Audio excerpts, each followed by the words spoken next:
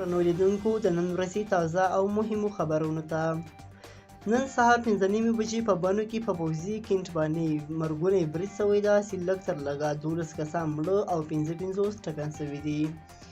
دا خبر د پاکستان رسمي رسنۍ رادیو پاکستان تایید کړی ده چې 5:30 بجې په بنوں کینټ باندې برید شوی ده. لږ تر لږه 12 کسان مړه او 55 ټپیان شوي دي.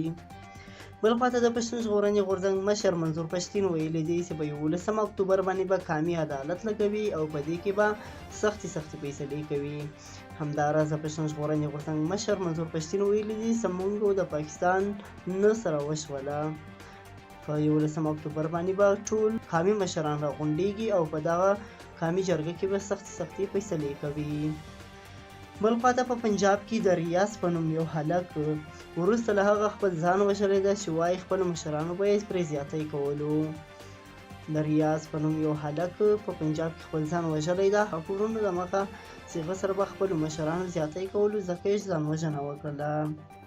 همداراز په سعودي عربستان کې د پښتون ژغورنې غورځنګ شهید ګیلمن وزیر فاتحه مراسم ترسره شوي دي. په فاتحه مراسمو کې ډیر ګڼو افغانانو شرکت کړی ده او دته یې د مغفرت دعا غوښتې ده. همداراز په خیبر پښتونخوا سوات سیمه کې چارواکي وایي په تیرو 2 میاشتو کې 22 کسان په سیند کې ډوب شوي دي. په بیړنیو حالاتو کې د ژغورنې کارکوونکې ادارې ریسکیو 11 څانګې د جولای په 14 ویلي دي چې په 22 کسانو کې ځایي وګړي او سیلانیان هم شامل دي. د دې ادارې په خبره په دغو مرستو کې ښځې او ماشومان هم شامل دي.